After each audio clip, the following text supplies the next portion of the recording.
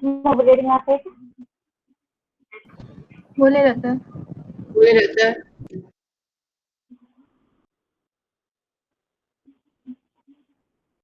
Alright. Okay, before we start the class, saya ada beberapa announcement dulu. You punya due date submission for group project is on 24th of December, right? So meaning to say Thursday, on Thursday, right? So as I mentioned before, your individual, your group project, you must submit individually the video, right? And for the group project, only leaders or the representative of your group submit the group report. Okay, both group project and group report submission through Google Classroom. Okay, so on 24th of December. So that's the first announcement. Number two, with regards to your attendance for this semester, for your information, we are now moving toward week 10, right? Tonight is our week 10 classes. So I found that there are few students, I'm not sure whether you have a problem in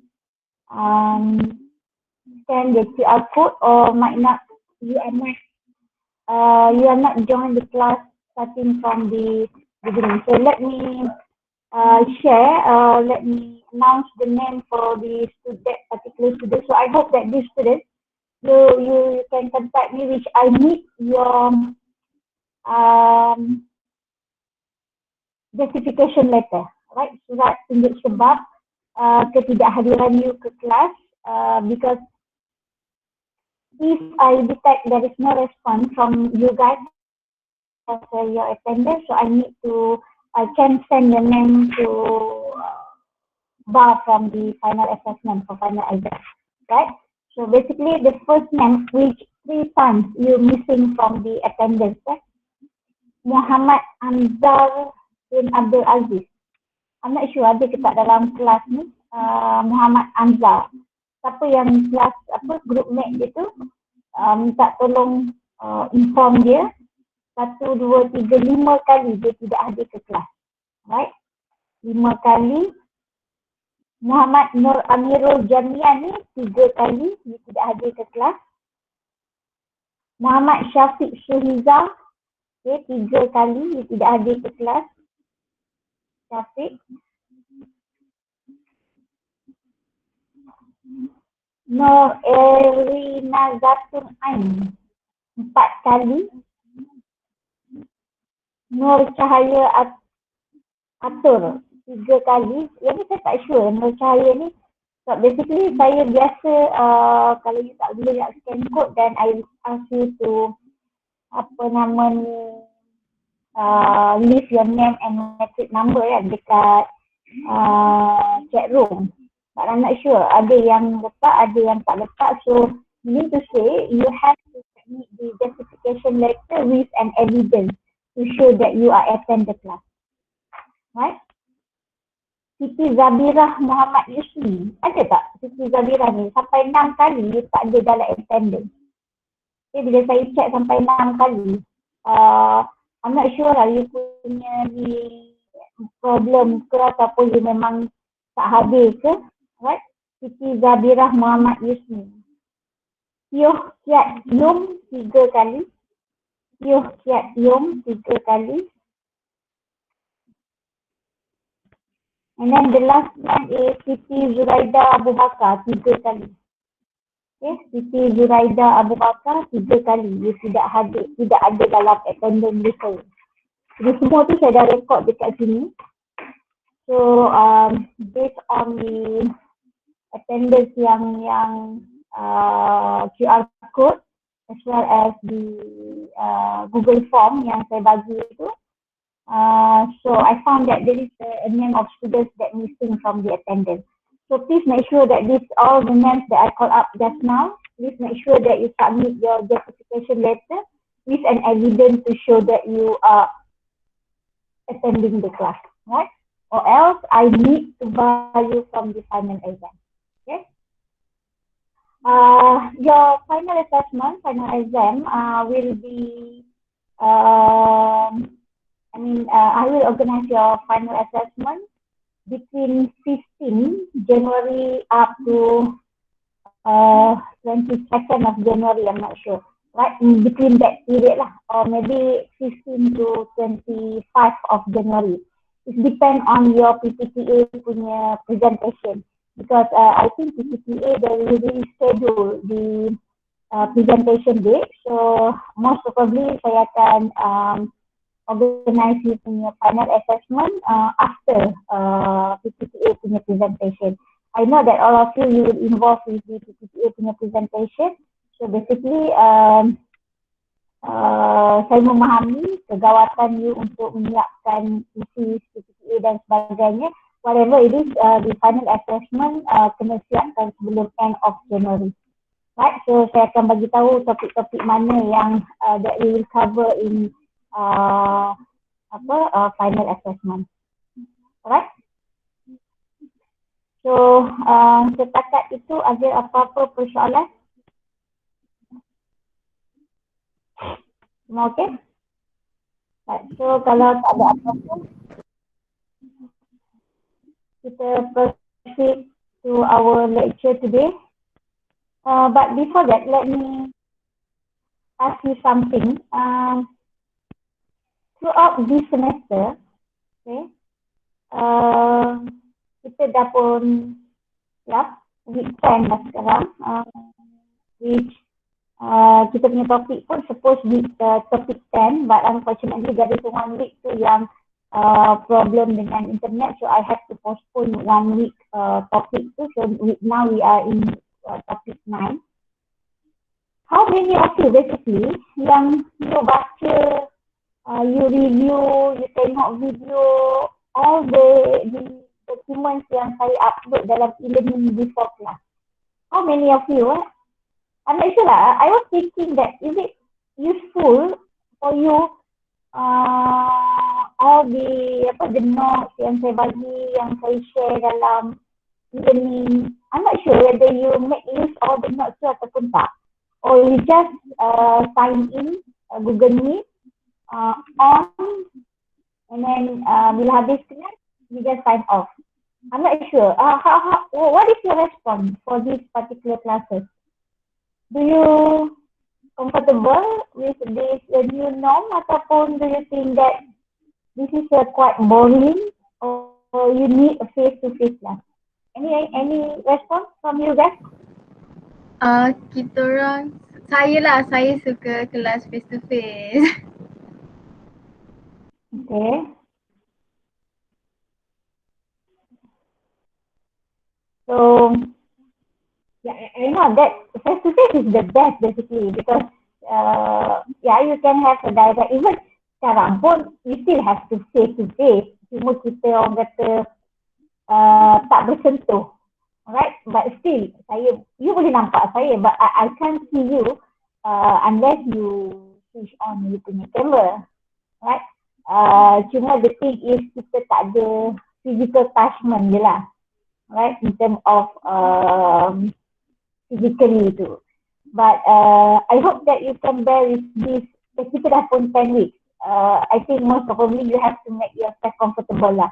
Right, no matter how, we have to finish this semester smoothly, because I hope that next semester we can have a face-to-face class, inshallah. Right? I don't want to be very strict in terms of the rules and everything, but I hope that, as I mentioned, I think too many times, I keep remind you, please be responsible person. Okay, responsible for your attendance, responsible for your classes, responsible for your all the requirements in order to pass for this class. Right? Not just to pass, but to get yourself understand, because all the knowledge, all the experience that you gain throughout the semester is useful for you for your graduation, maybe. Right? This is something that you can share after you graduate, maybe. Alright? So now we continue our lecture. Topik, kita baru topik 8 now saya nak tahu topik 9, topik 8 because week 10 kita first week tu kita tak ada topik ice breaking, so now is topik 8. So we have another 2 weeks lagi untuk habiskan syllabus week 10, topik 10, so next week and then the following week. Okay, and then another week on January tu kita akan recap the sessions, saya akan ramp up. You will have I think 1 week break before your final assessment punya session, right? Okay, guys, for this topic, recreation management framework ni quite tough sikit because you need to clearly understand each of the concepts for this framework. Okay, because dia adalah sesuatu yang quite challenging, which kalau you tak fokus on this topik ni, saya takut you tak faham. Alright, so basically untuk saya dah share screen, both of you boleh nampak slide kan? Betul? Boleh.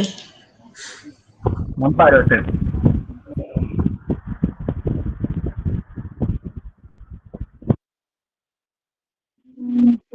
Sebab dekat skrin saya tak keluar slide. Alright, dah. Okay.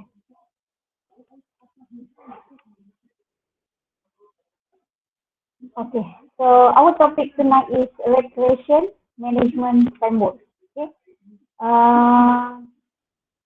This topic basically quite interrelated with the previous topic, carrying capacity. So whatever it is, when we have when we involve in this industry, recreation punya industry, we cannot run from talking about carrying capacity. We cannot run talking about sustainable, because we are not just dealing with people, but we are also dealing with natural resources, right? Therefore, in order to make sure the sustainability of the natural resources, as well as to apply the carrying capacity for any recreation activity. Okay? Therefore, it is important for us to understand each of the concepts in this framework. Okay? So basically, there are 6 frameworks. Cuma for this syllabus, saya hanya fokus on 3 frameworks. Right? Yang pertama adalah recreation opportunity spectrum. Yang kedua, limits of acceptable change, LAC. And number 3, framework yang kita akan discuss is visitor impact management. Okay? So these 3 framework ni is quite important for us who basically directly involved with recreation activities. Okay? Okay. So why people worry, or why we worry about people impact? Okay? Ini wujudnya framework because we believe that kalau we are not just dealing with people, but we are dealing with natural resources. This is something that we have to put our concerns in order to make sure the sustainability of our natural resources. Okay, so there are something that we need to cater, which the impact from the carrying capacity. So, because last week we talked about carrying capacity, right? So because of the limitation from the to apply the carrying capacity, therefore we have to organize, or we have to create another framework to ensure that the biological, the physical resources of our natural resources is under control, and we can manage our natural resources wisely. Right? Therefore, there are few limitations on applying the carrying capacity. Yang pertama macam yang we discussed last week is the different recreation or tourism experience has different inherent capacity. So each of the activity yang kita buat ataupun each of the location for the recreation activity, they might have their experience yang berbeza. Right? Instead it becomes obvious that this visitor use change is inevitable. Education revolves around acceptable change and the management approach depends on the objective. So based on this limitation, then we have to come up with something that we call it recreation management framework. Recreation management framework ni basically dia juga exist because of the user conflict and the conflict between nature and recreation. Because macam saya cakap tadi, we are dealing with people and we also dealing with the natural resources. Bila berlaku di konflik between these three party, maka wujudnya framework ni untuk mengurangkan the impact as well as to ensure the sustainability of our natural resources. Okay, so basically how do we create quality visitors experience? Okay, saya bagi contoh macam ni. Bila you pergi ke mana-mana recreation recreation activity, right? In any location, for example, Gunung Stong ke gua Tempurung ke, you pergi anywhere. When you have the recreation activity, sometimes you don't know how to create the quality of visitors experience. Okay? Kita tak tahu siapa visitors apa yang datang ke situ. Apa tujuan orang datang ke situ. Kenapa dia orang datang ke situ. Dan ke mana yang dia orang nak pergi sebenarnya.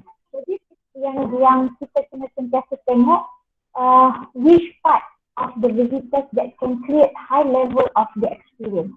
Sebab tu bila you jadi recreation ataupun tourism operator, you have to make sure that bila you tahu ataupun you try to control the impact from the activity itself, you akan dapat meningkatkan to enhance the experience of the visitors. Okay? That's why it is important for you as a tourism operator to make sure that apabila you buka any tourism activity, the high level of experience is there.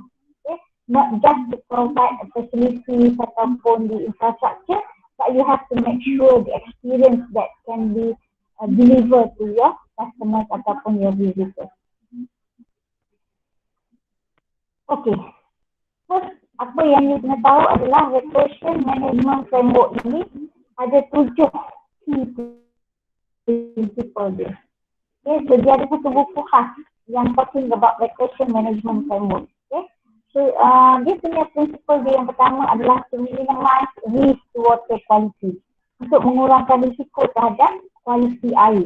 Jadi apabila kita buat aktiviti air contohnya berkayak, rafting, tubing dan sebagainya, so management framework ini akan menentukan, akan memastikan kita meminimaliskan risiko terhadap kualiti air dan juga terhadap aktiviti yang kita akan jalankan. Right. Yang kedua, to ensure the environmental sustainability. The word of sustainability is there. Okay, because to ensure that all the natural resources is placed at the high level, so you have to ensure that you use the appropriate framework for each of the elements yang you provide to your customer. Number 3, diversity in the range of recreation activities, locations and settings. Ensure all use is consistent with stakeholders land management practice. Yang ini adalah it depend on the stakeholders land ni adalah depends on the government punya polisi ataupun government punya kalau di Malaysia ni depends on polisi lah. Alright, bagaimana polisi yang nak dipraktiskan di sebuah tempat tersendiri. Right, number 5, facilitate sustainable recreation. Last week juga kita discuss on what is sustainable recreation. Number 6, engage with external regulating agency. Kita deal dengan external party. And last is to meet financial management outcome. Okay, bagaimana kita nak dapatkan ataupun hasilkan pengurusan keuangan yang stabil supaya kita tak rugi dan kita dapat provide high level of quality experience kepada our customer. Okay. So ini basically 7 principle of recreation management framework. So bila you keluar, when you involve in recreation activities, okay, contohnya di Malaysia ni, there are a lot of companies that involved in recreation adventure activity. For example, company yang buat water rafting, company yang biasanya handle Gunung Stong punya aktiviti, go tempurung, taman negara dan sebagainya. So this is all the framework that you can propose to them, you can suggest to them, or perhaps they can apply this type of framework ni untuk ensure the sustainability of the natural resources at that particular area. Okay. Ramai student yang especially on student tourism, bila you keluar LR, you cuma nampak resort, you cuma nampak travel agency, you cuma nampak MICE company. Tapi jika you look into different perspective, if you are really interested in recreation punya industry, you can go to method yang saya share with you a couple of weeks ago. There are a lot of companies that involved with adventure activity, right? So these all the companies, they memang provide event which you have to organize the program, right? The safety activity, water confidence, for example, water rafting, even dekat island, snorkeling, scuba diving dan sebagainya, right? Dekat pulau, they use the different framework as well. Okay. Ada yang sama, ada yang berbeza, right? So whatever it is, recreation management framework inilah yang akan digunakan untuk memastikan all the 7 principle ini di apply ataupun diguna pakai, right? So apa yang dikatakan dengan visitor management framework ni? So basically kita ada 1, 2, 3, 4, 5, ada 6 visitor management framework yang telah digariskan.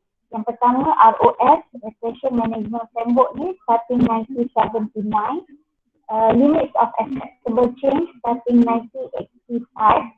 Because of all of these framework ni, they have different objectives and different functions. Okay, therefore dia punya starting point dia, when they see any limitation for a previous framework, then they try to come up with a new framework ataupun a new policy, right? Visitor Activity Management Process 1985 by Canada punya government. 1990 they start propose the Visitor Impact Management (VIM). 1993 Visitor Experience Resources Protection. In 1996 they propose Tourism Optimization Management Model. Okay, so ini adalah antara 6 framework yang telah digariskan untuk menguruskan pelanggan dan untuk menguruskan sumber-sumber natural resources yang ada di sesuatu kawasan rekreasi. Okay, for the sake of our khusus for this semester, saya hanya tekankan kepada ROS, LAC and VIM. Okay, so 3 ni saja. Yang lain, yang 3 ni kita tak fokuskan dalam for this syllabus. Alright. So is it okay? Semua okay? Okay, so saya akan continue dengan first framework dulu. Okay, basically framework yang pertama ni, Recreation Opportunity Spectrum Process ni ataupun ROS. Okay. Framework yang paling simple, paling mudah dipahami, cuma you need a clear understanding. Okay.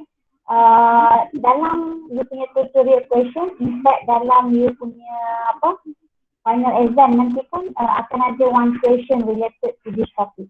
Okay, either ROS, LAC ataupun VIM yang akan keluar. Right? So, when we talk about ROS, basically recreation management spectrum ni, dia fokus on the diversity of recreation opportunities. Apa peluang-peluang yang wujud di tempat tersebut dan bagaimana how you manage and how you control all the natural resources yang ada. Okey, 3 komponen yang diuruskan adalah peluang yang wujud di tempat itu, what is the activities that can be proposed, and what is the level of experience that customer can gain through the activities provided to them. Untuk recreation opportunity spectrum ni, ROS ni, dia ada 6 classes. Okay, 6 classes ni yang kita akan bincangkan sekejap lagi, and each of the classes ini nanti akan menentukan what level of the development can be allowed in order to ensure the sustainability. Okay, so each of these classes ni you kena clearly understand and how to apply untuk menentukan dia punya, kalau dalam word ni kita panggil zoning, how to create a zone for each of the area yang you try to set up for recreation activity. Okay, so apa main features of ROS spectrum? Dia adalah combination of physical, biological, social and managerial condition that give value to a place. Okay, itu dia punya ciri-ciri utama ROS. Jadi dalam nak menentukan sesuatu kawasan, contohnya you ada sebidang tanah macam ni, alright? So apa elemen yang perlu untuk you nak pastikan di tanah ruang ini digunakan adalah the combination of physical tadi. Okay, apa building ataupun development yang you boleh bangunkan. What is the biological site that has been ataupun will be created at that particular places. Okay, social dia, and then what is the managerial condition that you should take into consideration when you try to propose ataupun you try to create a new thing for the recreation activity.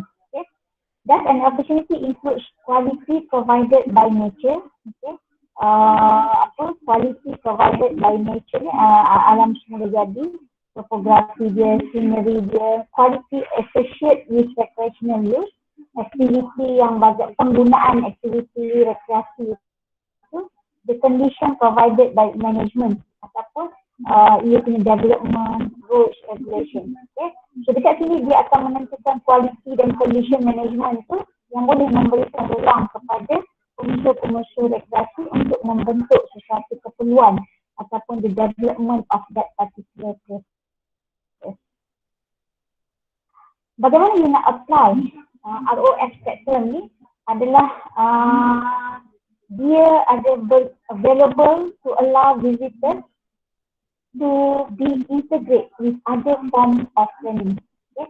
Maksudnya dengan adanya ROS ini, guideline ini ataupun classes ini, blueprint yang telah dibangunkan di bawah ROS ini, you akan tahu what level ataupun which classes yang you boleh propose ataupun yang you boleh suggest to the government, either that particular places ni can be developed ataupun tak. Right? But there are weaknesses of ROS because of the lacking regarding opportunity classes and their characteristic, then decision and implementation cannot be carried out. Tetapi you akan tengok bagaimana. Okay. Let me continue. Apa yang you perlu faham, when we talk about ROS ini, hanya 6 classes ini. Yang pertama, primitive. Yang kedua, semi-primitive non-motorized.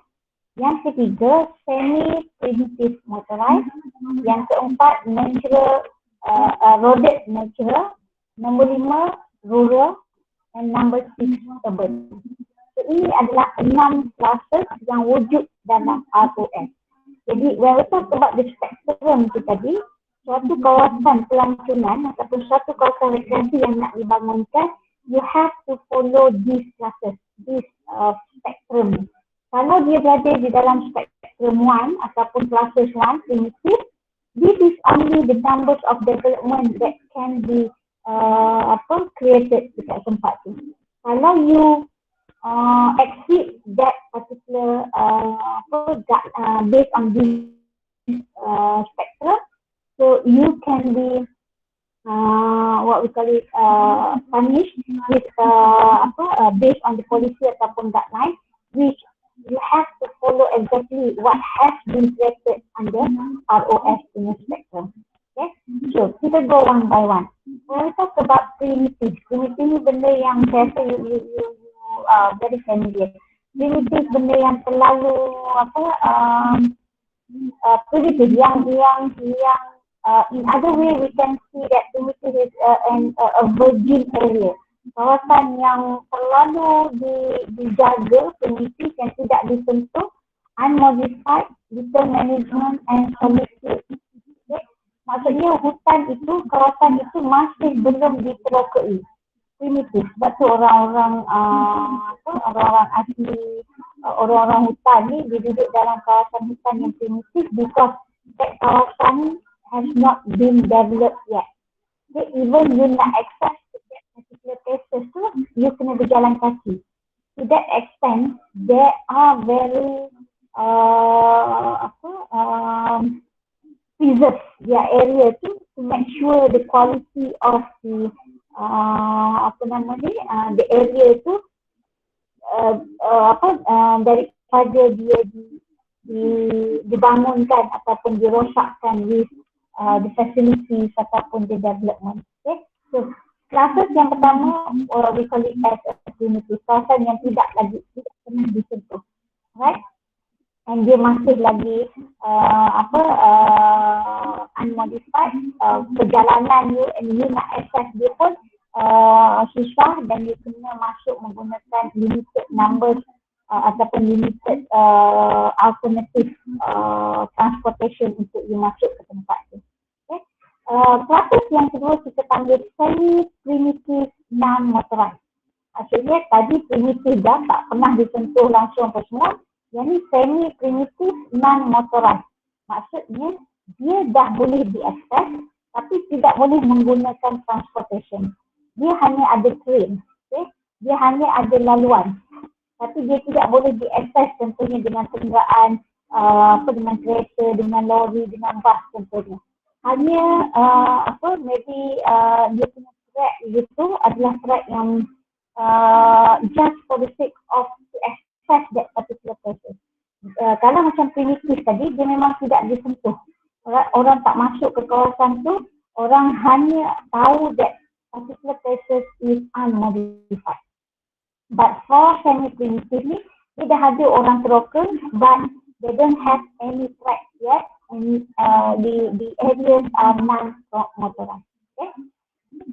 Classes number 3, we call it semi-primitive motorized. Semi-primitive motorized ni beza dengan second classes tadi. Yang tadi tak ada transport, dan yang ketiga ni dia punya ni minimal control which that allow for limited types of transportation. Maybe you can access guna lorry saja for example, or you can access through four-wheel drive for example, right? So dia punya numbers of users punya contact is still low concentration of users.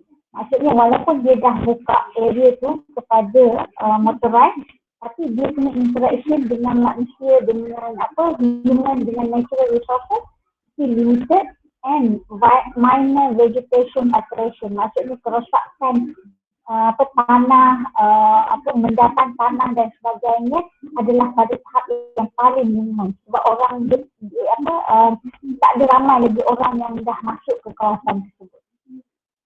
Okay, untuk classes number 4, kita panggil bordered natural. Bordered natural ni adalah kawasan yang easy access. Okay, each of the classes ni kita kena apply dalam konteks location. Okay, contohnya kalau saya kata, primitif ni memang kawasan yang tidak disentuh. Mana-mana hutan simpan di negara kita, hutan simpan yang di bawah kerajaan yang tidak disentuh, kita panggil dia adalah kawasan primitif. Untuk semi-primitive non-motorized dengan semi-primitive motorized ni, dia quite limited sekarang. Sebab kebanyakan kawasan kita, hutan-hutan kita telah pun diterokai. Kecuali saya rasa kalau ada pun di pedalaman Sabah dan Sarawak masih ada yang semi-primitive motorized dengan non-motorized. Untuk bordered natural, contohnya di Gunung Stong. last 10 years ago, masa tu 2005, 2006 I think, masa saya pergi ke Gunung Stong, there is still no easy access to Gunung Stong. Okay, kita naik naik train sampai Dabung, dan daripada Dabung kita naik lori. And then lori tu yang akan bawa kita untuk masuk sampai ke kaki gunung, which they still have a low concentration of users.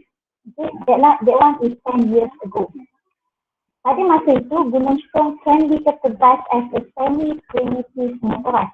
Sebab dia hanya ada boleh akses menggunakan lori ataupun four-wheel drive sahaja at that particular time. But nowadays, since 2015 hari itu, Gunung Stong has been developed properly. Okay, so meaning to say, jalan untuk masuk ke Gunung Stong sekarang, you can access easily, direct sampai ke kaki gunung. Okay, so you can drive, you can bring your transportation, and then you can stop over to the kaki gunung, park dekat situ, and then you can start kaki. Okay, in fact, dia punya jalan semua pun dah ready for accessibility for the visitors. Okay, itu since 2015 Gunung Stong. Okay, so saya bagi contoh yang benda yang ada di sini lah. Tapi mungkin kalau siapa yang tak pernah pergi tu, you can try to relate with another places yang berdekatan dengan you. Jadi siapa yang pernah pergi Taman Negara, you can see that Taman Negara also considered as a roaded natural under ROS ni, because dia dah easy access and then they have a very high contact with the antara users dengan natural resources. Okay. Untuk classes yang kelima, rural ni kita panggil kawasan luar bandar. Okay, kawasan luar bandar, rural ni adalah considered sebagai social aspect important. Apabila berlakunya ataupun kategori yang kelima ini, kelas yang kelima ini, rural area ni, they have been developed all the facilities, all the infrastructure, basic facilities and infrastructure required by customers ataupun visitors. Okay, ini dalam kawasan rural area. Kalau urban, saya cakap lah, urban memang kawasan yang dalam bandar, dia ada intensive and tight control, dia ada high user interaction. Maksudnya when we talk about urban ni saja, memang dia adalah kawasan-kawasan yang bandar. Jadi kalau you tengok secara detail, when we talk about ROS ni, bila 6 classes ni, you cuba kaitkan dengan mana-mana recreation area yang ada di Malaysia. Okay? So kita tengok dengan lebih detail sikit, each of the classes ni. Satu based on physical punya element, yang kedua managerial punya element, dan yang ketiga. Because tadi at the first thing kita discuss on ROS tadi, there are these three, combination of these three adalah the main features of ROS. Okay?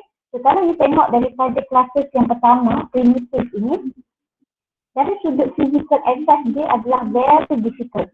Okay, so untuk primitive, semi-primitive, non-motorized dengan semi-primitive motorized, dari sudut physical access dia adalah very difficult.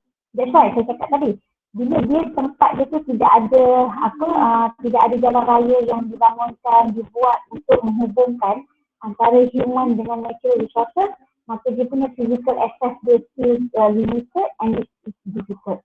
Okay. As compared to semi-natural, number 4 ni kita dah consider dia sebagai roaded natural, number 5 kita consider dia sebagai rural, and number 6 kita consider dia sebagai urban.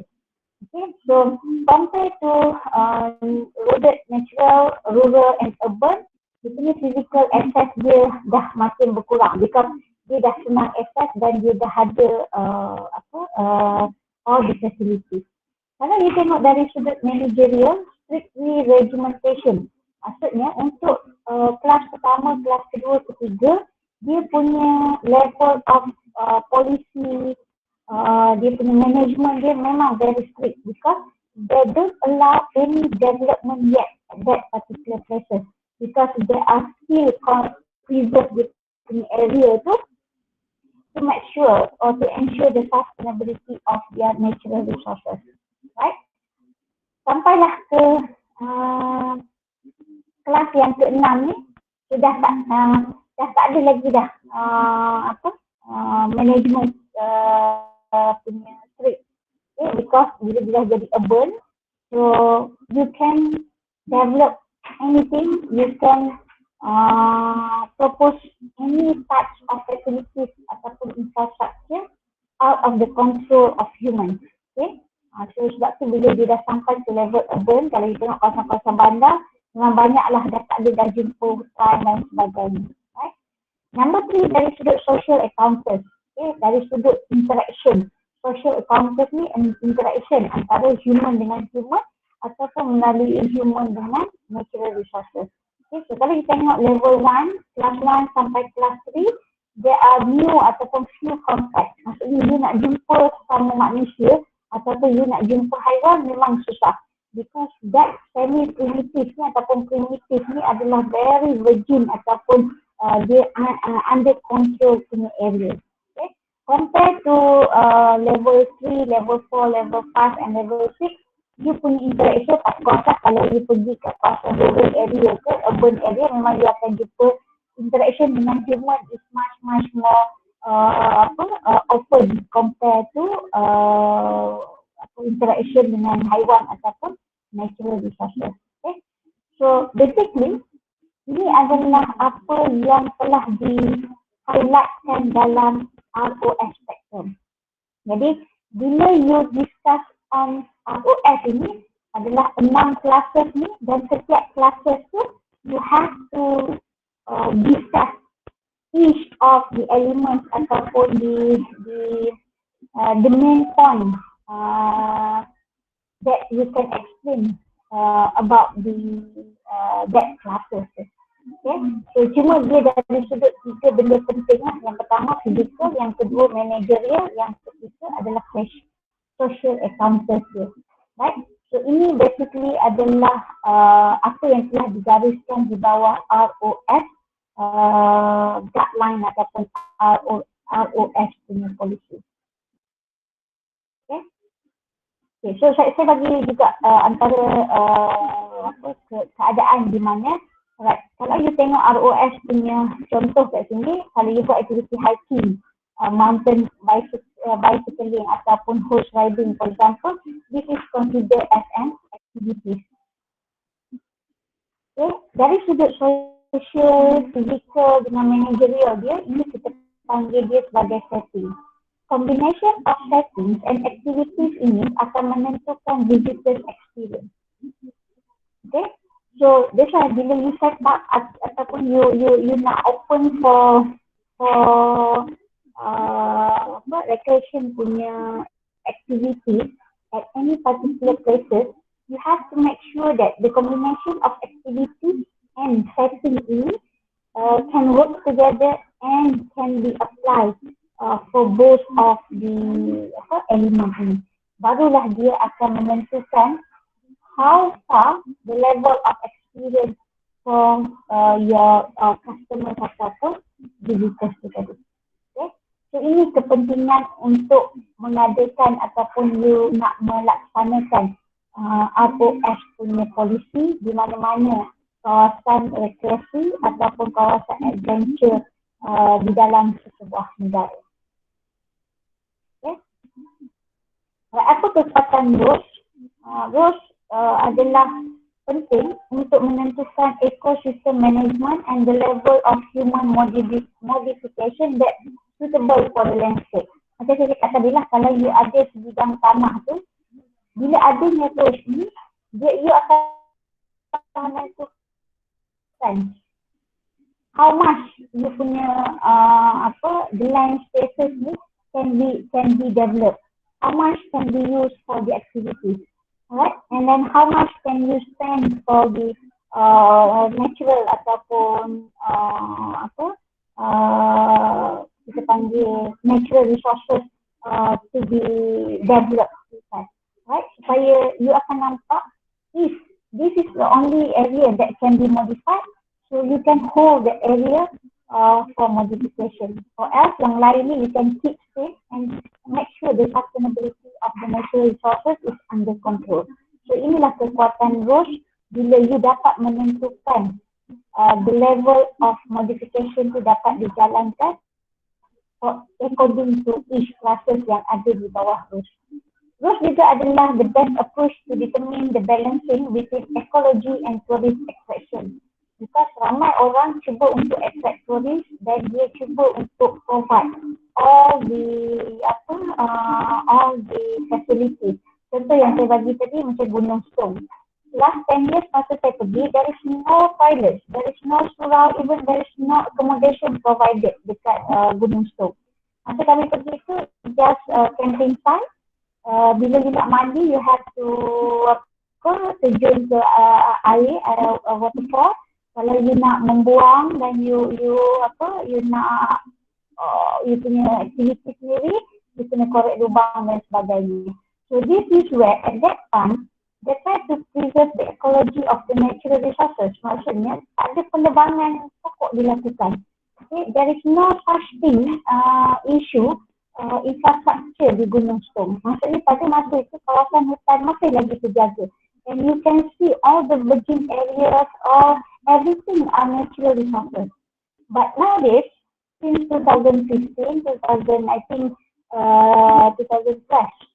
kalau tak salah saya, they develop all the area of Gunung Stong tu. Now they have a resort dekat atas Gunung Stong. They have a toilet, a proper toilet. They have a surau. And everything has been developed dekat Gunung Stong tu. Jadi bila berlakunya pembangunan tersebut from the primitive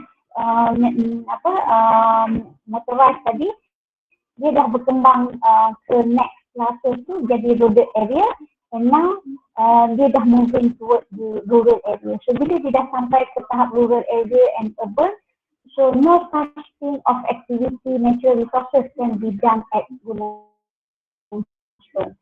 Okay, so this is important to ensure that you can balance between ecology and the tourist attraction. Memang kita nak attract orang datang, but at the same time you have to make sure that the ecology of the area yang you nak provide tu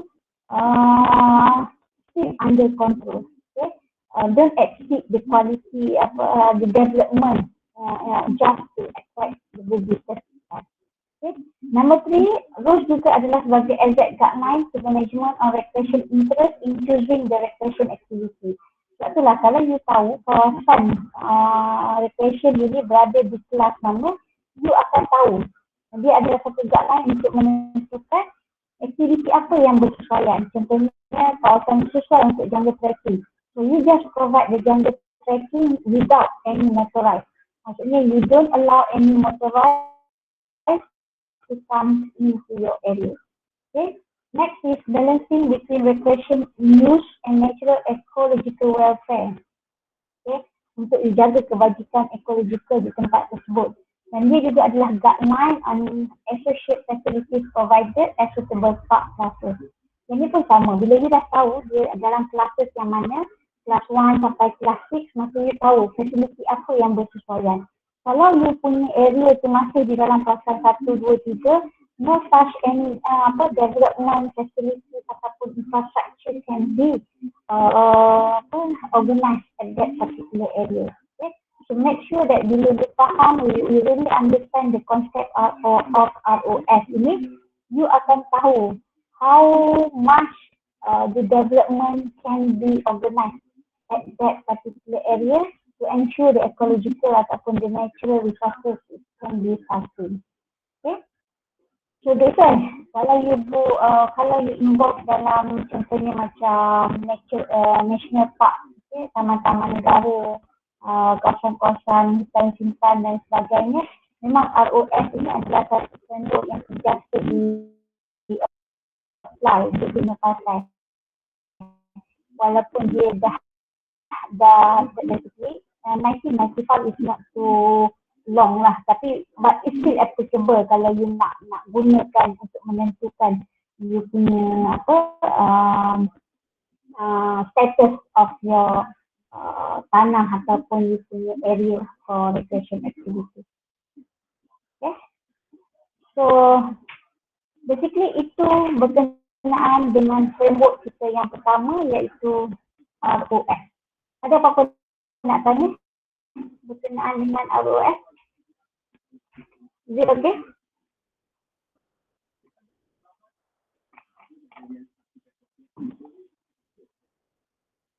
Kelas saya okay? Dia okay?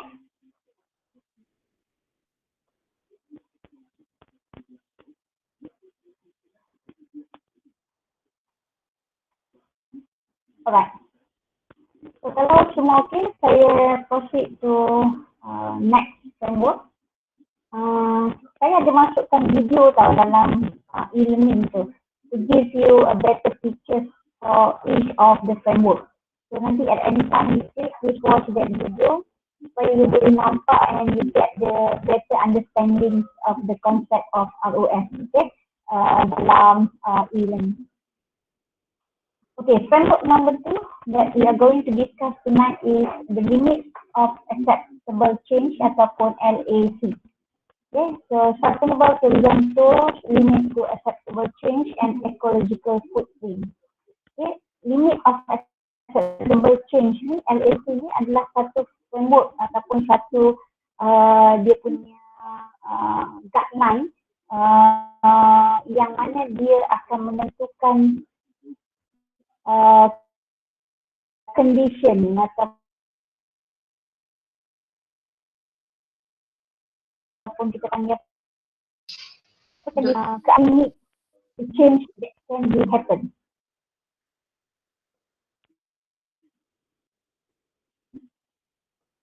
Ada siapa ni tadi ke?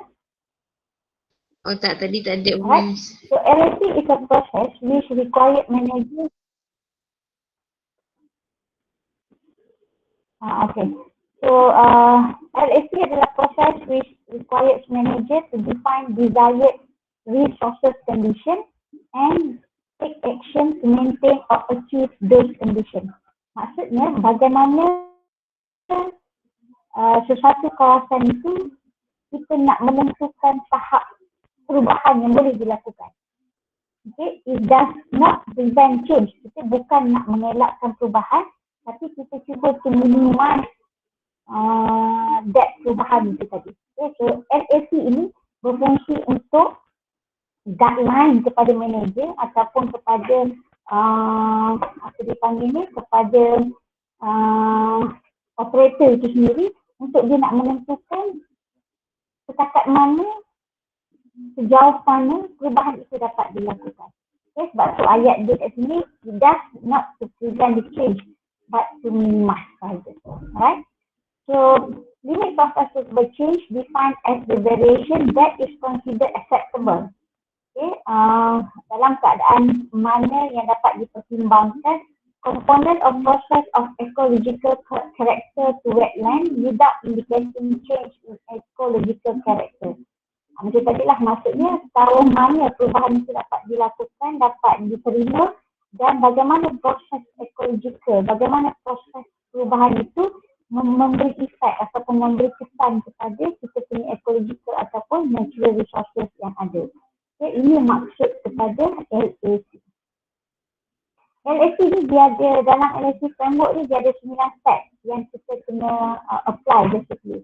So step ini adalah step untuk kita nak menentukan dia punya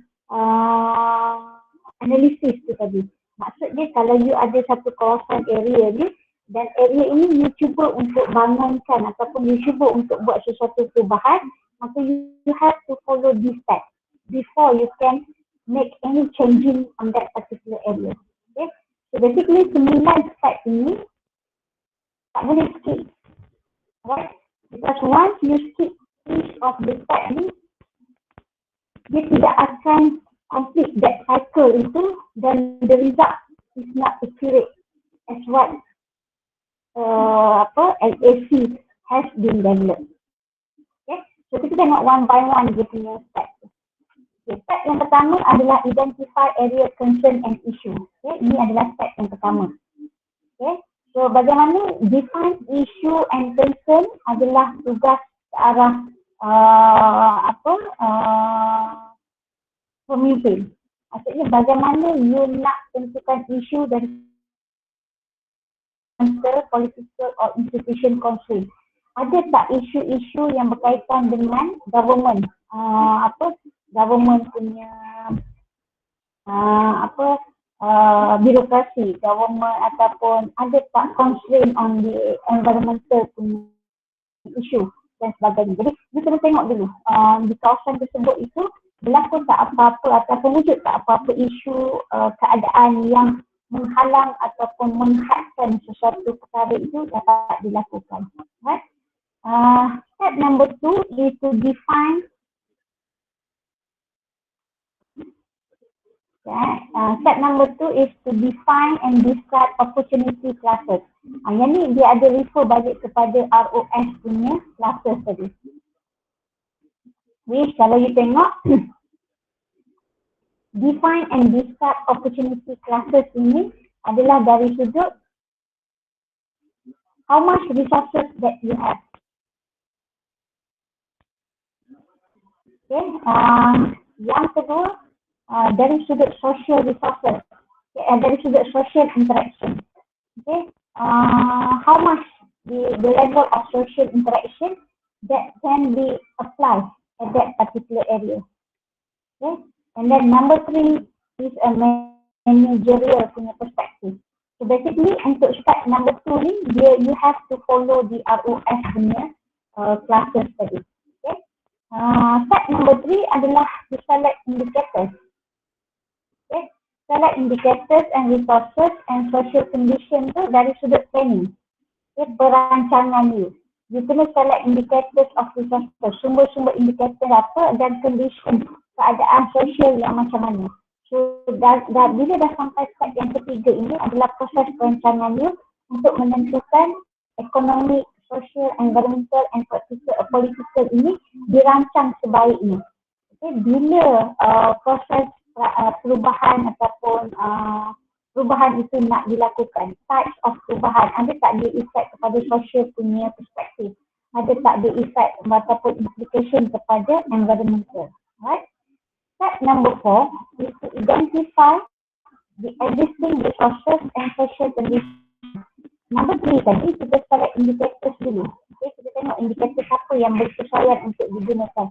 There are a lot of indicators yang tu out of kita punya list. Each of the recreation punya planning process, dia ada banyak indicators yang telah diwujudkan. You can choose any indicators yang ada, right? Dan number 4, you can identify dulu sumber-sumber sedia ada, existing resources. Contohnya that particular area tu you kata ada sumber natural resources yang very valuable to be preserved. So make sure that value tu, that resources tu is sustained and cannot be touched, even though you have to change or you have to do development for the recreation activity. So step number 4 ni you cannot skip because it's more on the planning punya part. Okay. Step number 5, barulah you specify the opportunity classes standard. Okay. Sama ada you punya tu boleh diterima ke tak, bagaimana you nak observe that tu issue, and then how to measure the limit perubahan tu, the limit changing at that particular areas tu tadi, right? Step number 6 to identify alternative opportunity class allocation. Okay, bila dia dah sampai ke level 6, this is more on organization, how you organize. Okay, you dah tentukan alternative opportunity class allocation tadi, you kena tengok jenis-jenis penggunaan, location mana, masa bila yang sesuai dan sebagainya. Jadi kalau you tengok level 1, level 2 is more on leadership. Level 3, level 4 and level 5 is more on planning process. Bila you dah masuk ke level 6, 7, you akan organize tempat tersebut. barulah you tentukan alternative opportunity class allocation, and you kena tengok management action, apa yang you boleh buat secara direct ataupun indirect. Level 8 is to evaluate and select alternative management action. You kena nilai dan you kena tengok alternatif tindakan pengurusan tadi, sama ada dia menimbulkan atau meningkatkan kos ataupun dia memberi benefit, ada tak consensus building yang you boleh wujudkan. Dan adakah possibility you punya management capability untuk menentukan ataupun menjalankan perubahan tersebut, dan dia adalah di bawah kawalan tertentu. Right, and then number 6, barulah you implement and you monitor. Bila you buat, then you have to pantau, right, controlling. Compare again the standard, adjust management strategy accordingly. So maksudnya you kena tengok dari sudut pelaksanaan tu, adakah dari awal you merancang, you organize, then can you monitor perubahan tersebut. Kalau perubahan yang you buat itu tadi mendatangkan negative implication to that particular area, maka you have to stop ataupun you try to evaluate and minimize the impact. Right? So itu antara stage, 9 stage yang ada apabila you nak implement LAC.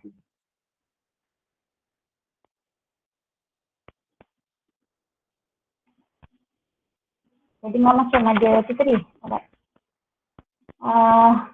Okay. So, itu 9 step ya. Okay. Each of the steps tu tadi dia ada maksud, dan you cannot skip even though one step in order for you to apply LAC punya framework. Apa faktor-faktor to be considered apabila you nak implement LAC? Yang pertama, assess likely impact of an activity on the destination. Macam cakap tadi lah, apa pun you kena study dia punya kesan aktiviti. Apabila you nak buat contohnya jangka tracking, you kena nilai dia punya impact jangka tracking. Not just for 1 year, but for the 10 years and 2 years. Macam yang berlaku di Taman Negara Jelantun, for example. For the last 30-40 years ago, masa tu dia buat jangka tracking without thinking on the impact for the tanah yang berlaku. Jadi they are willing to offer the track for the customer. But after 20-30 years, berlaku implication ke atas land, ke atas tanah, berlaku mendapan, kerosakan pada natural resources, pokok dan sebagainya. And then for the last 10 years ago, they start develop the pelantau. Right? That pelantau tu adalah to preserve tanah dan juga tumbuh-tumbuhan yang dipijak oleh manusia for jangka tracking punya aktiviti. So apabila ini tidak dilakukan penilaian analisis daripada awal, maka dia tidak berlaku sustainable recreation dalam aktiviti rekreasi di mana-mana kawasan. Sebab tu pentingnya adanya LAC framework ni untuk menilai impact-impact yang akan berlaku dan yang boleh berlaku akibat daripada aktiviti rekreasi ataupun adventure recreation yang kita offer kepada customer kita. Faktor-faktor lain juga yang you boleh consider adalah untuk agree in advance what degree of change. Betul-betul you kena tengok dulu adalah dari sudut bagaimana, sebanyak mana perubahan itu can be tolerate. Kata-kata kalau you nak offer aktiviti-aktiviti yang even mountain climbing pun sama, even hiking pun sama, you kena tengok sejauh mana perubahan itu dapat diterima. Okay? Supaya because we talk about sustainable. Bila kita talk about sustainable ni, dia adalah benda yang complicated. So because you nak sustain, you punya kawasan tu not just for 1 year, but for next 20 years, 30 years, even 40 years. Right? Kita tak nak bila kita buat aktiviti rekreasi, kita buat aktiviti adventure, last sekali dia akan memberi kesan kepada environmental dan juga kita punya natural resources. So it is important untuk kita memahami the level of changing that can be applied in any recreation destination, sama ada di dalam negara ataupun di luar negara. Right? So So, ini beberapa perkara yang perlu di-consider lah. Antara lain perkara yang you kena tengok tentang LAC adalah dia berkait dengan visitors impact as well. Okay. Major alternative approach untuk kita nak apply konsep carrying capacity tadi, how much use is too much. Okay, berapa banyak penggunaan itu, adakah dia exceed. And then kita kena link dengan the numbers of visitors, environmental change and selling. And then that's why dia wujudnya perkataan how much change is acceptable. Maksudnya kalau dalam suatu kawasan tu, you allow, macam carrying capacity tu maksudnya how much kadar keupayaan capacity yang dapat ditampung. Kiranya kawasan itu is just allow for 100 users ataupun 100 visitors, but you allow for exceed than 100, so dia akan berlaku implication ataupun the impact for these visitors. Therefore, limit of acceptable change comes in to prevent from berlakunya the exit of the acceptable development change in recreation punya destination. Okay, so daripada awal when we talk about carrying capacity tadi, apabila adanya carrying capacity punya approach, barulah LAC comes in to support the carrying capacity and to make sure that the level of changing or development at any particular recreation destination can be allowed, and it will affect the visitors punya experience in doing recreation activities. Okay? The process of LAC is basically a behind of the planning process and not explicitly mentioned in the resultant management plan. Ini biasanya berlaku yang mana tak semualah operator ataupun those who are involved in recreation activity ni, they are focused on the LAC framework. Because normally bila dia nak buat any development recreation activity di tempat dia, they can simply put their planning punya ni just for the sake of to get approval for example bank untuk get the financial punya assistance ataupun to just to get the approval by the government in to get the spaces destination tu. But however, the greatest strength of LAC ni adalah sebenarnya adalah untuk kita nak menentukan berapa banyak perubahan yang boleh kita lakukan sebelum kita nak offer ataupun kita nak buat sesuatu pembangunan di kawasan tersebut. Sebab tu penting bila adanya pembangunan di kawasan-kawasan aktiviti rekreasi, you kena ada satu perancangan ataupun proper planning, okay, untuk make sure that kita sentiasa apply the concept of sustainable recreation. Okay. Sebab bila ada sustainable recreation ni, kita akan tahu di mana level sesuatu infrastruktur ataupun facility itu dapat digunakan ataupun dapat diaplikasikan untuk memberikan pengalaman ataupun kepuasan kepada kita punya pengguna ataupun kita punya customer. Right? Tapi dalam setengah keadaan ada juga kelemahan LAC yang mana little information may be available to help to choose a standard and getting stakeholder support. Maksudnya terlalu sikit maklumat lah yang kita boleh kena pasti. Contohnya macam tadi, kalau sesuatu kawasan yang you nak bangun ke tu, you cannot get the full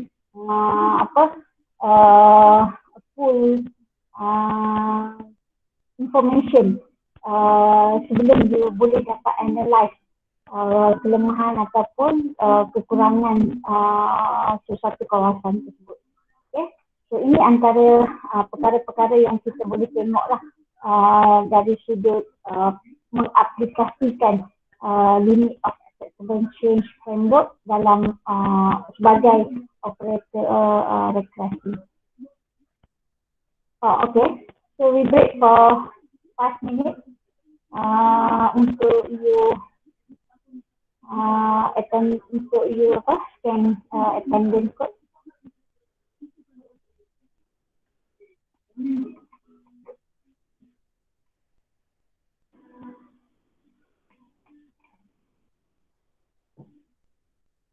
Ada yang tak dapat nak scan code tu?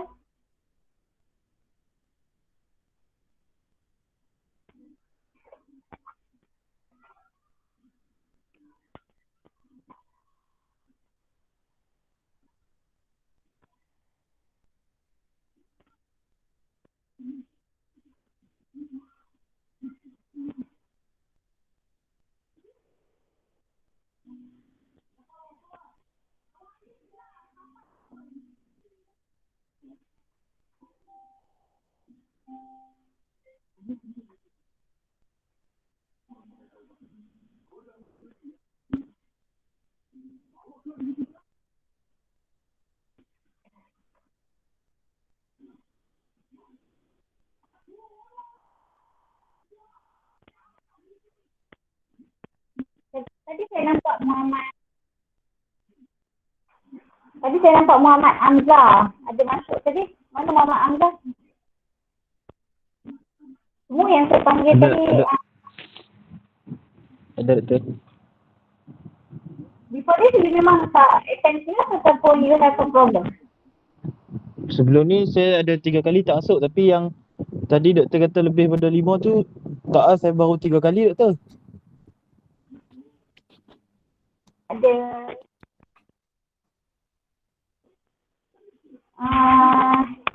lain tu maksudnya you duduk kawasan mana? Ya.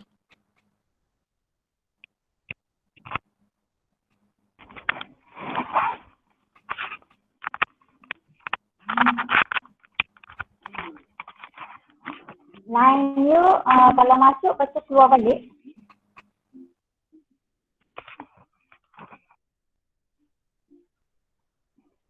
So I'm not sure Hamzah. You cuba check balik. Ini date-date yang saya tak ada you punya attendance record. Okay, you take note 20 hari bulan 10, 10 hari bulan 11. Lepas tu bulan 12 ni straight you tak ada. 1 hari bulan, 8 hari bulan dengan 15 hari bulan. So memang saya tak ada record attendance tu. Saya yang 3 tu yang bulan 12 ni. Yang awal tu saya datang doktor. Sekejap, saya PM WhatsApp doktor boleh ke doktor? Yang 3 ni memang you tak datang kan? Ya, yang 3 ni memang saya tak datang tu. Okay, that's gini. Saya nak you buat surat justification and you attach sekali dengan yang another 2 class yang saya kata tak ada tadi, but you give the evidence yang you attend that classes. Okay? Boleh, Kali boleh. ni you just mention what is your reason. Okey. Boleh. Okay, Muhammad Amirul Jamian tadi 3 kali. Doktor, yang surat tu saya nak hantar kat WhatsApp doktor ke? Hantar email. Nanti saya bagi email. Okey, terima kasih. Muhammad Amirul dengan Muhammad Syafiq. Muhammad Syafiq Suhiza. Okay, 3 kali. Eri Nazatu ni ada problem ke? 4 kali saya tak ada rekod dia.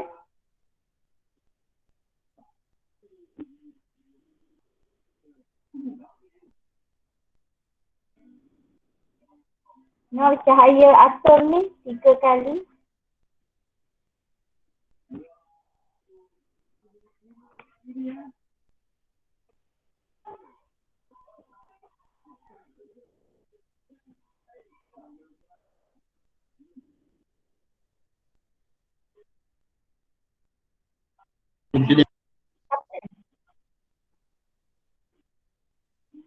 Siapa ni? Amirul.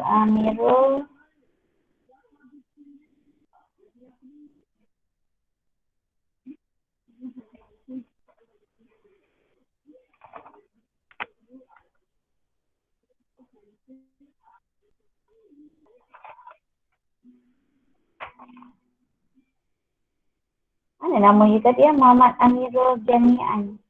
Oh ni. 13 hari bulan 10, 10 hari bulan 11 dengan 24 hari bulan 11.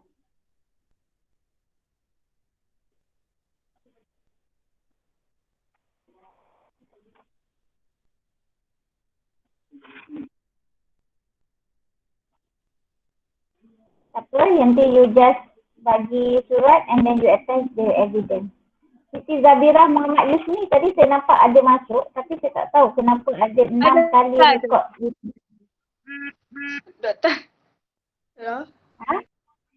Yap. Doktor, 3 kali tu memang tak datang. Tapi ada 2 kali scan tu bila saya scan kat telefon dia macam kosong. Dia tak ada tulis rekod ke apa ke, dia kosong. Lepas tu nak tolong kawan scan kan memang tak sempat dah. Kenapa you tak Lepas tu left yang- you punya nama yang dengan ni? But it's okay. If you tak datang juga 3 kali tu, you just write justification. Surat justifikasi kenapa you tidak hadir yang 3 kali tu. Plus dengan another 2 tu, you buktikan kehadiran you. Okay, yang last week tu saya ada komen dekat doktor kat Taylor tapi mungkin doktor tak perasan kot. Yang last week, I'm not sure. Tak tahu kalau tak ada. Sebab saya dah in semua yang isi manual dia tu. Yang menu tu Biasanya yang type dekat yang online juga kan? Yang dekat chat Google Meet juga. Ada ke nama you? Sebab saya, Last week saya tak attend juga tu sebab tapi saya ada sempat komen dekat tu yang saya tak sempat nak tulis nama manual dekat chat. so maksudnya you tak attend lah. Yang last week. Right, dan you hantar surat. Last kali boleh, Siti Zuraida Abu Bakar pun sama 3 kali. Lepas tu doktor dekat email lah doktor. Ya, nanti saya akan bagi email. Okey, terima kasih. Yap.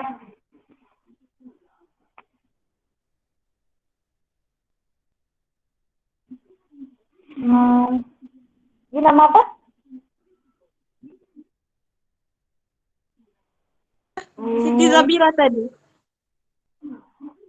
Sekejap. Nama apa? Siti Zabira, Muhammad Yusni. Sekejap. Seorang-seorang. Siti Zabira. Binti Muhammad Yusni. Okey, yang you tadi you buat surat dengan justifikasi tadi. Okey. Seorang lagi siapa tadi?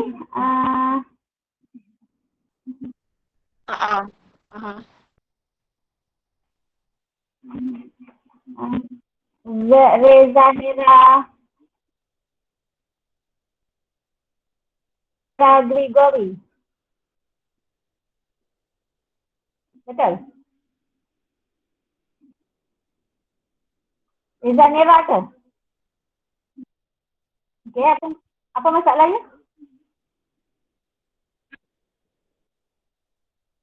Ini apa?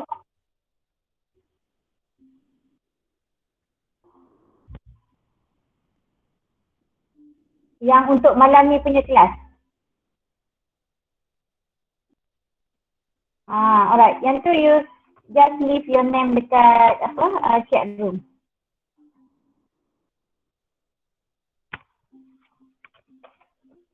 Okay, kita continue satu lagi framework last kali. Visitor Impact Management Framework ataupun VIM. Okay. Framework yang ketiga ini adalah lebih kepada kalau ROS tadi, framework itu adalah untuk you nak menentukan classes for land resources, sumber-sumber tanah yang ada. Kalau LAC framework adalah untuk you nak menentukan the level of changing that can be allowed, okay, di kawasan tumpuan ataupun di kawasan rekreasi punya aktiviti. Tapi untuk the third framework ini, visitor impact management ini, framework ini lebih kepada how to manage the impact from the visitor. Okay? So, maksudnya bagaimana you nak tengok kesan daripada kehadiran pelancong ke sesuatu kawasan itu. Okay, so ini beza antara 3 framework yang kita bincangkan malam ni. Jadi basically VIM ini fokus dia adalah daripada physical environment and places it into a major agent change in many settings to tourist. Maksudnya dia punya primary concern dia adalah interaction experience between guest and the environment. Maksudnya bila you buat aktiviti rekreasi ataupun you develop di recreation punya area, you kena ada ataupun you kena apply VIM punya framework ini untuk you nak control the social interaction between human dengan natural resources tu, supaya apabila customer datang, they can get the high level of experience and high level of satisfaction. Okay. This process reveals the true nature of tourists, one not alike or looking for the same experience. Maksudnya kalau kawasan itu boleh di offer kepada lebih daripada one activity, for example, according to this framework, then you are allowed to offer that type of activities kepada customer. Okay, so basically VIM ini adalah fokus dia untuk melihat kepada kesan pengurusan daripada kehadiran pelancong ke sesuatu kawasan tapak rekreasi. Ada 5 prinsip interrelationship prinsip dalam VIM ni. Okay. Yang pertama, there is no single predictable response between the use of setting and the visitor or host experience. Maksudnya dia tidak ada satu pun respon maklum balas yang you boleh predict penggunaan tempat tersebut dengan pelancong ataupun dengan host, orang yang menyediakan perkhidmatan tersebut. Yang kedua, most impact do not exhibit a direct linear relationship to user density. Walaupun kita kata VIM ini to manage the impact from the visitors, however, dia tidak ada direct hubungan dengan kadar penggunaan ataupun kehadiran visitors ke suatu kawasan itu. Dia juga there is an inherent variation in the level of tolerance between different settings. Kadang-kadang you tak boleh nak control, you tak boleh nak, you can set the guideline tu, tapi bila kehadiran pelancong terlalu ramai ataupun they are more excited to do that activity, so you cannot have that tolerance between the different settings tersebut. Okay. Number 4, some types of activities cause different impact. Of course, setiap aktiviti itu, perbezaan aktiviti, semua jenis aktiviti itu akan memberi kesan yang berbeza due to varying intensity the use and the visitor's characteristic. Ada orang datang dengan cara dia, behavior dia, attitude dia, so you cannot control that element. Okay.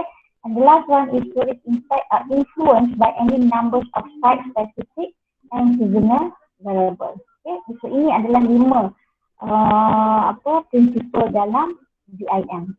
Broadly speaking, there are 4 strategy approach which can be used to reduce the negative impact of visitors on the result. Yang pertama adalah dengan you manage the supply of tourism or visitors experience.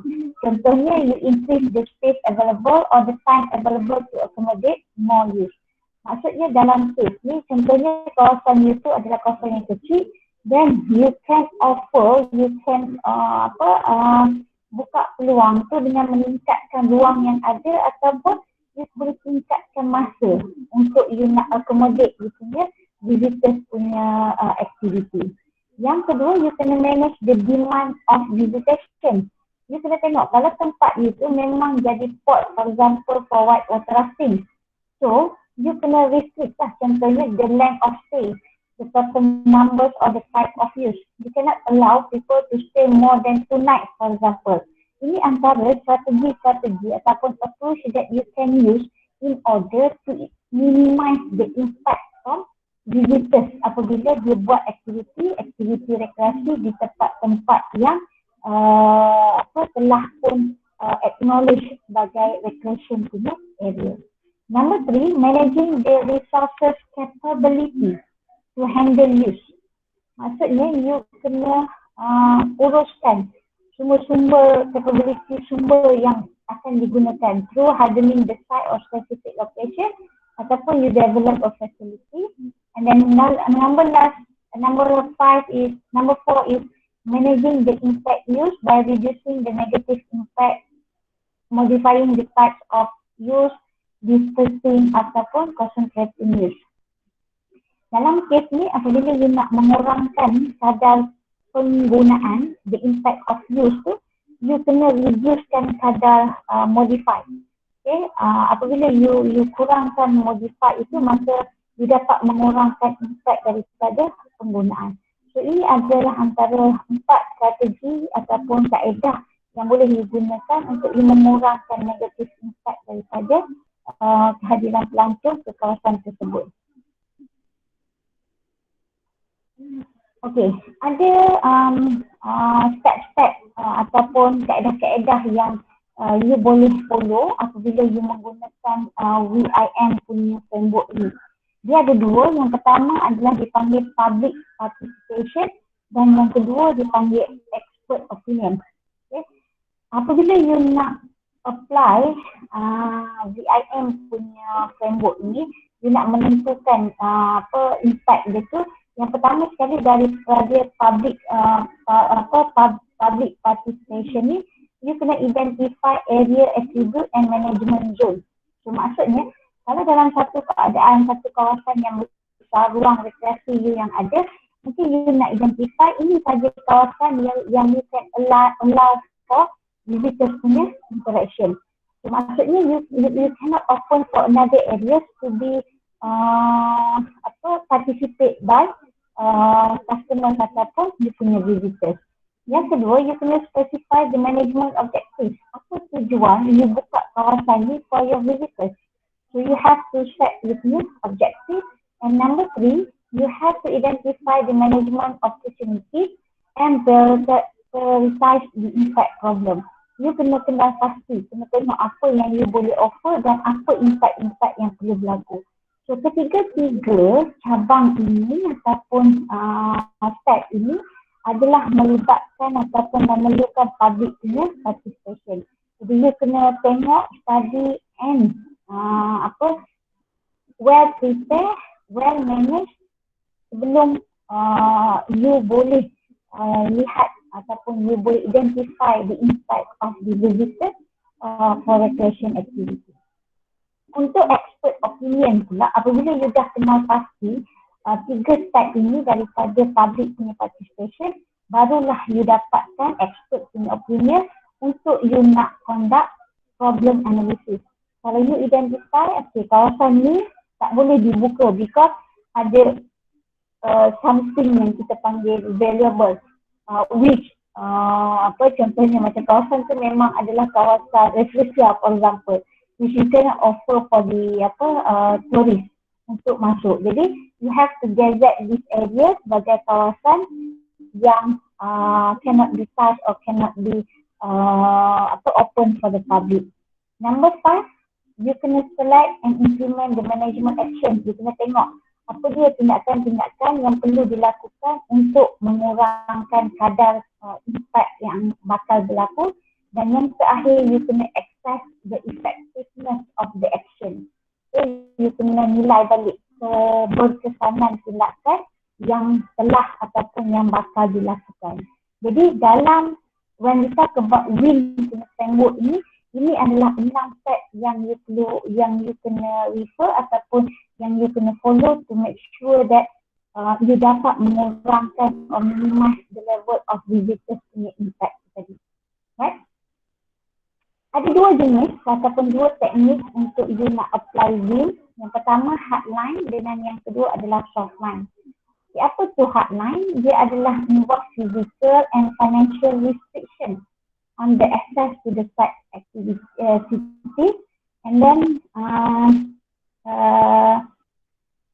the closure of the site or attraction that is suffering from the access pressure of visitor is one of the most extreme measures that can be taken, and it is disaster from a management perspective. Maksudnya dekat sini lagi dekat ataupun lagi open kawasan itu, sesuatu kawasan rekreasi itu dengan tumpuan pelancong, dia akan memberikan pressure yang lebih tinggi, kesan itu kepada natural resources. Apabila terlalu tinggi interaction antara visitors dengan natural resources. Therefore, bila you gunakan hardline teknik untuk menentukan impact management tadi, VIM tadi, you kena tengok dari sudut physical and financial restriction tu. Okay. Dari sudut yang kedua, softline teknik ni dia hanya melibatkan planning and marketing design. And then you kena tengok dari sudut perancangan dan pemasaran tu untuk you modify the behavior ataupun pilihan yang sedia ada. Dari sudut planning, level non-activities and attraction can be developed and promote to spread the visitors load. Okay, you kena dari sudut itu dari sudut perancangan. Tapi kalau dari sudut marketing, to convince visitors to try this new option in high season to visit the whole site of high season. Maksudnya, apabila you nak involvekan komponen marketing dalam mengurangkan impact visitors tadi, you kena pastikan ataupun you kena beri pilihan kepada suatu kawasan di mana high season to visit the whole site out of high season. Maksudnya pada masa-masa yang high season, you just limit the numbers and it's more on how you manage the numbers of visitors. Okay, so basically dalam hardline tadi dia adalah lebih kepada physical dan yang kedua dia lebih kepada financial. Itu kita panggil hardline teknik. Tapi kalau dari sudut softline, dia involve planning and marketing. Okay, itu dua benda yang kita boleh teknik yang boleh gunakan. Ini contoh bagaimana specific management option to reduce the visitors impact.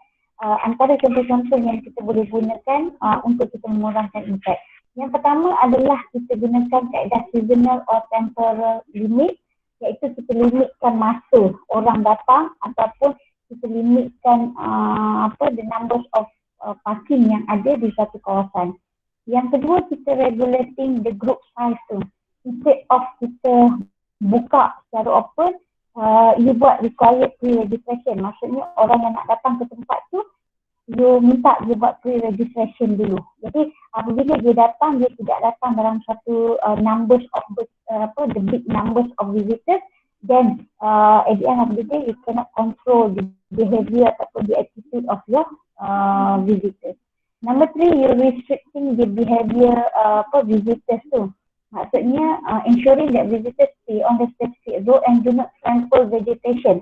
So, bila you bangunkan satu laluan, for example, ataupun kita panggil pelantar, to make sure that all the visitors akan gunakan that pelantar to avoid ataupun to reduce the visitors impact.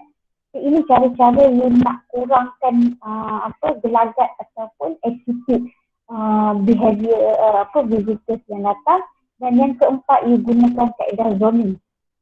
You createkan satu kawasan yang mana kawasan tersebut saja yang boleh dibuka dan kawasan lain tu dia tidak dibenarkan untuk interaction between visitors dengan natural resources. Okay. So ini antara strategi-strategi yang you boleh gunakan untuk mengurangkan impact daripada kehadiran pelancong ke sesuatu kawasan rekreasi. Okay. Ada 9 kaedah sebenarnya. Okay. Ada 9. Okay. So, yang kelima adalah meningkatkan entrancy. Ini cara yang paling popular lah. Apabila you naikkan harga tiket, of course lah orang akan cuba untuk kurangkan kehadiran dia.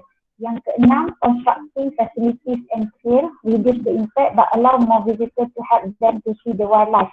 Sebab tu you buat boardwalk, overlook, hike, ponton dan sebagainya. Sebab you dah construct facility yang mana apabila contohnya you nak tengok dipanggil aktiviti bird watching ataupun you nak tengok haiwan-haiwan liar, dia dibangunkan satu kawasan kan, pondok, teduhan dan sebagainya. hanya di situ saja manusia boleh tengok haiwan, yang mana tidak ada direct interaction antara manusia dengan wildlife tu sendiri. Yang ketujuh, you providing garbage bin. Yang ni biasalah untuk mengurangkan sampah sarap. Yang ke-8, kita educate visitors. Okay, melalui guideline, code of conduct, information board, dan yang last sekali adalah increase the guide training. Apabila kita bawa orang masuk ke suatu kawasan, tour guide yang ada tu kita tingkatkan lagi, kita tambahkan dia punya training supaya dia boleh bagi satu kita panggil satu bentuk pengajaran ataupun pendidikan kepada visitors yang datang. Okay. So basically untuk VIM ni dia lebih kepada the process untuk kita nak mengurangkan impact visitors tu when they came ataupun they do any recreation activity dekat sesuatu kawasan. Okay. Jadi when you involve in recreation activity, make sure that you are familiar with all this framework, okay, supaya you can suggest, you can apply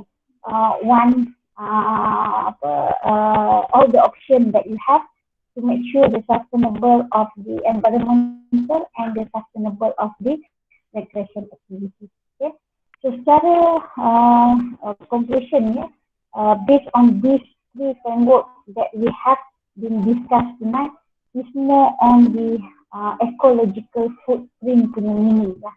Maksudnya kita nak melihat the impact of a person or community on the environment. Kita tak nak apabila one day, apabila kita terlalu mengejar kepada activity recreation, nak offer all these activities sehingga kita lupa kepada impact kepada environment and then the amount of land required to sustain the use of the natural resources, and dia juga adalah untuk kita nak tengok biological productive land and see supaya dia punya in future our next generation ni akan still dapat melihat, merasai dan they can experience the natural resources yang ada di negara kita. Right? So basically I think itu adalah antara tiga framework yang kita I hope that you get all the clear information about this framework, because tiga framework ni quite familiar yang kita guna pakai di Malaysia lah, especially untuk nak guide all the recreation operator. Okay, not just for operator itself, but for as well attitude and behavior. Okay.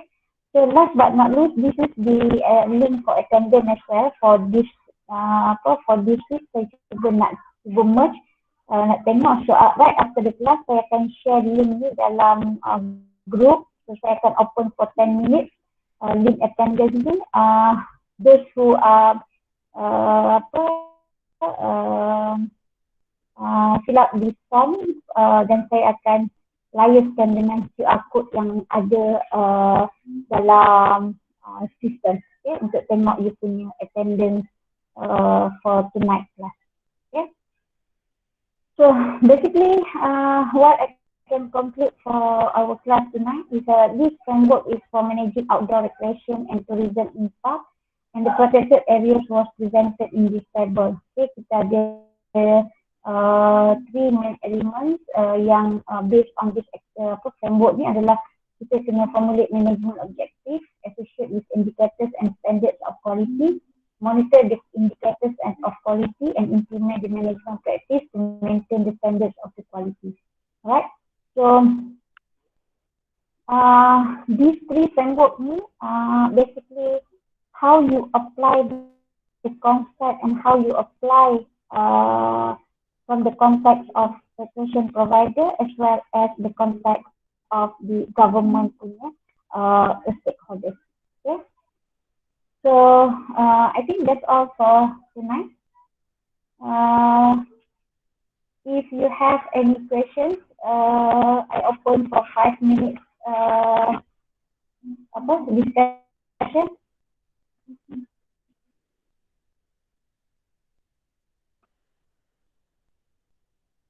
Any questions? Or perhaps you can, you want to ask about any topics out of lecture punya ni. If I bagi link attendance link tu tadi dalam chat room ni. Okay, sambil-sambil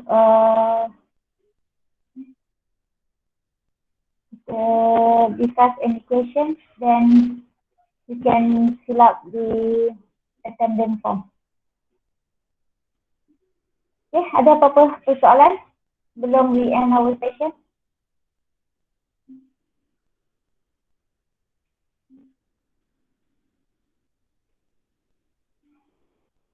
Ada?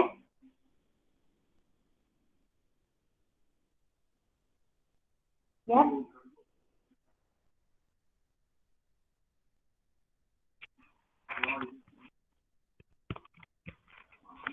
Tak, attendance itu hanya untuk lecture kelas saja.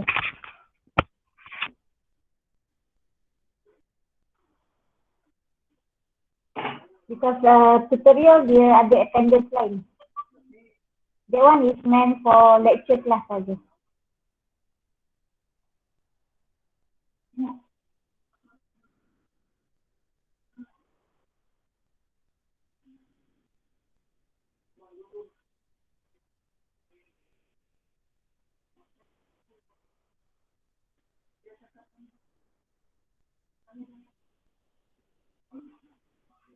Okay, ada apa-apa soalan lagi? So kalau tak ada apa-apa, I think we can postpone our class tonight.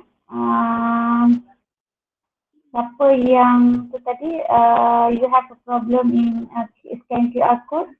I think untuk form attendance tadi tu, untuk Google Form tadi, semua yang attend tolong isi so that saya nak cuba mergekan attendance dengan QR code. Okay, so with that, thank you so much.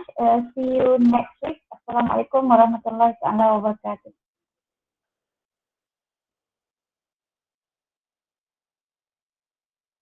Thank you, Doktor.